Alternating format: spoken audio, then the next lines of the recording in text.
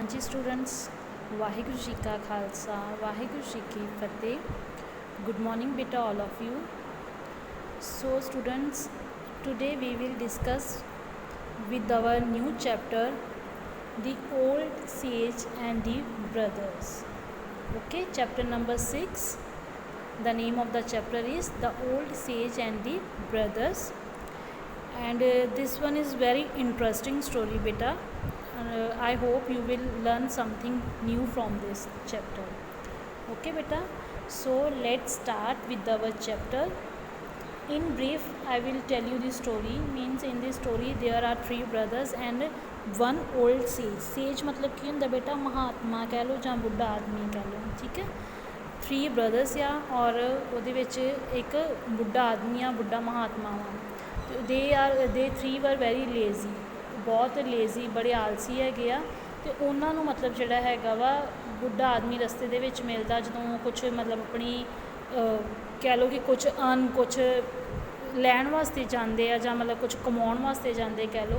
तो रस्ते ਦੇ ਵਿੱਚ ਉਹਨਾਂ ਨੂੰ बुढ़ा आदमी मिलता, उन्होंने की कहता हैगा वा वो सारा ਆਪਾਂ ਜਿਹੜਾ है स्टोरी ਦੇ ਵਿੱਚ ਆਪਾਂ ਦੇਖਾਂਗੇ, ठीक है। Let start with our story.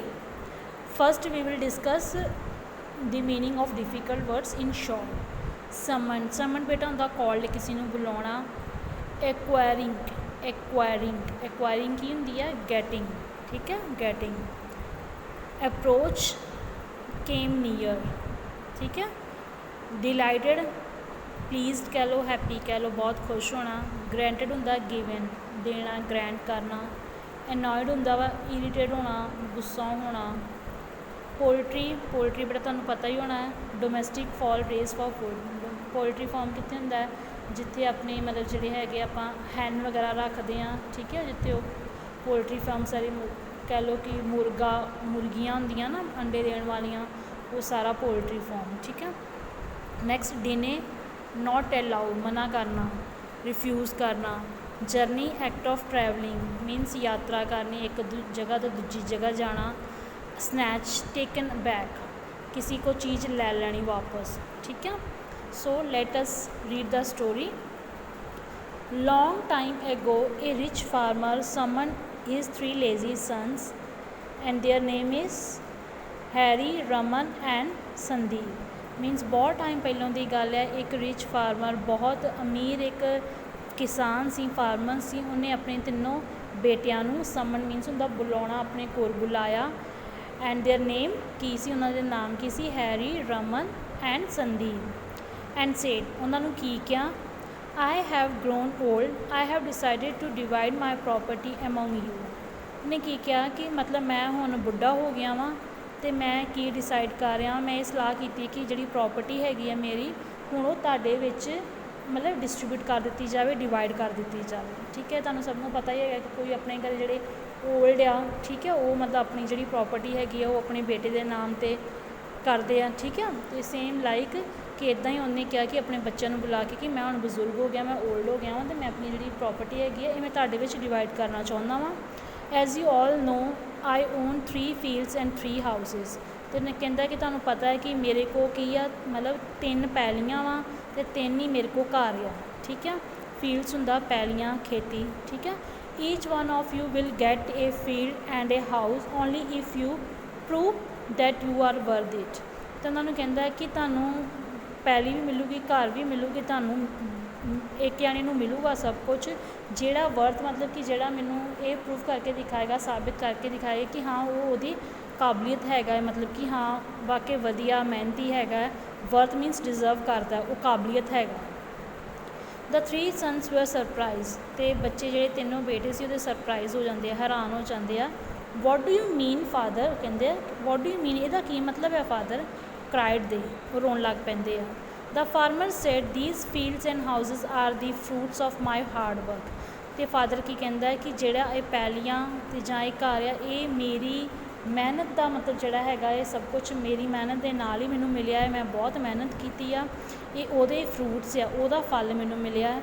All the 3 of you are very lazy, कि तुसीं तीनों जाने बहुत लेजी जे, लेजी मतलब कि आलस, सुस्त, जिहड़े काम नहीं करते।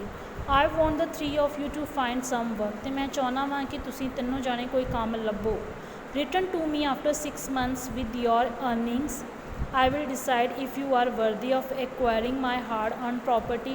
ਉਹਨਾਂ ਨੂੰ ਕਹਿੰਦਾ ਹੈ ਕਿ ਮਤਲਬ ਤੁਸੀਂ ਜਦੋਂ ਤੁਸੀਂ ਆਪਣਾ ਕੰਮ ਲੱਭਣ ਵਾਸਤੇ ਜਾਓ ਔਰ ਜਦੋਂ 6 ਮੰਥਸ ਦੇ ਬਾਅਦ 'ਚ ਤੁਸੀਂ ਰਿਟਰਨ ਆਓਗੇ ਆਪਣੀ ਅਰਨਿੰਗਸ ਦੇ ਨਾਲ, ਮੀਨਸ ਆਪਣੀ ਕਮਾਈ ਦੇ ਨਾਲ, ਕਿ ਤੁਸੀਂ 6 ਮਹੀਨਿਆਂ ਬਾਅਦ ਵਿੱਚ ਤੁਸੀਂ ਕੁਛ ਕਮਾ ਕੇ ਲੈ ਕੇ ਆਓਗੇ, ਅਤੇ ਉਦੋਂ ਮੈਂ ਡਿਸਾਈਡ ਕਰੂੰਗਾ ਕਿ ਮਤਲਬ ਜਿਹੜੀ ਮੇਰੀ ਪ੍ਰੋਪਰਟੀ ਹੈਗੀ ਆ, ਮੇਰੀ ਜਿਹੜੀ ਮਿਹਨਤ ਦੀ ਮੇਰੀ ਕਮਾਈ ਹੈਗੀ ਆ, ਇਹ ਕੌਣ ਐਕਵਾਇਰਿੰਗ ਮੀਨਸ ਕਿ ਕਿਹਨੂੰ ਮਿਲੇਗੀ ਇਹ, ਠੀਕ ਹੈ, ਕੌਣ ਇਹਦਾ ਹੱਕਦਾਰ ਹੈ, ਲੈਣ ਵਾਲਾ ਕੌਣ ਹੈ, ਕਾਬਲੀਅਤ ਕਿਹਦੇ ਵਿੱਚ ਹੈਗੀ ਆ।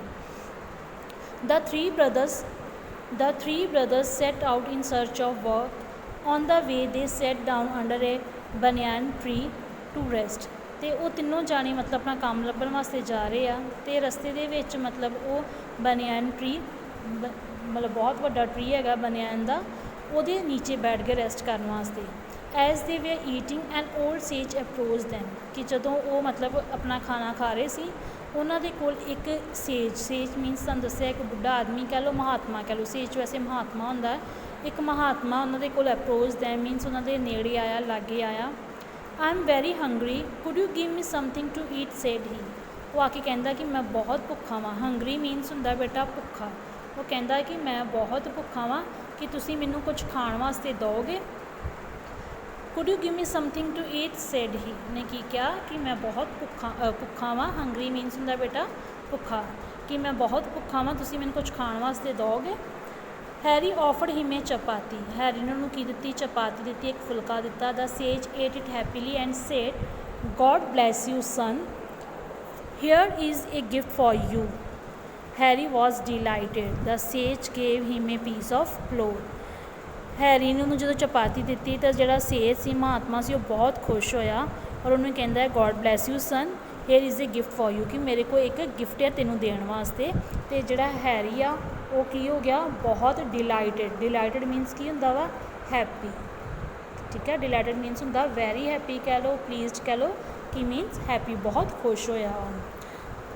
ਦੈਨ ਸੇਜ ਨੇ ਉਹਨੂੰ ਕੀ ਦਿੱਤਾ, ਇੱਕ ਪੀਸ ਆਫ ਕਲੋਥ ਮੀਨਸ ਇੱਕ ਕੱਪੜੇ ਦਾ ਪੀਸ ਦਿੱਤਾ, ਟੁਕੜਾ ਦਿੱਤਾ। ਹੈਰੀ ਵਾਜ਼ ਐਨੋਇਡ ਮੀਨਸ ਮਤਲਬ ਮੈਂ ਤੁਹਾਨੂੰ ਬੇਟਾ ਕੀ ਦੱਸਿਆ, ਇਰੀਟੇਡ ਮੀਨਸ ਕਿ ਥੋੜ੍ਹਾ ਜਿਹਾ ਪਰੇਸ਼ਾਨ ਹੋ ਕੇ, ਗੁੱਸਾ ਜਿਹਾ ਹੋ ਕੇ, ਕਿ ਕੀ ਹੈ, what is this, are you kidding me, ਕਿ ਮਤਲਬ ਕਹਿੰਦਾ ਕਿ ਇਹ ਕੀ ਆ। ਅਤੇ ਕਿਡਿੰਗ ਮੀਨਸ ਕੀ ਹੁੰਦਾ ਬੇਟਾ, ਜਸਟ ਫਨ ਕਰਨਾ, ਮੀਨਸ ਕਿਸੇ ਦੇ ਨਾਲ ਮਸਤੀ ਕਰਨੀ, ਫਨ, ਠੀਕ ਹੈ, ਮਸਤੀ ਕਰਨੀ, fun. The sage smile and said it's a magic cloth, it will grant you 2 wishes ask ਨਾਓ। ਤਾਂ ਜਿਹੜਾ ਸੇਜ ਹੈਗਾ ਸੀ, ਮਹਾਤਮਾ ਹੈਗਾ ਸੀ, ਉਹਨੇ ਸਮਾਈਲ ਕੀਤੀ ਔਰ ਉਹਨੇ ਕਿਹਾ ਕਿ ਇਹ ਇੱਕ ਕੀ ਆ, ਜਾਦੂਗਰ ਕੱਪੜਾ ਵਾ ਔਰ ਇਹ ਤੈਨੂੰ 2 ਵਿਸ਼ ਦੇਵੇਗਾ, ਮੀਨਸ ਤੇਰੀਆਂ 2 ਇੱਛਾਵਾਂ ਪੂਰੀਆਂ ਕਰੇਗਾ। ਅਤੇ ਹੁਣ ਤੂੰ ਮੈਨੂੰ ਦੱਸ ਕਿ ਤੈਨੂੰ ਕੀ ਚਾਹੀਦਾ ਤੈਨੂੰ, ਠੀਕ ਹੈ।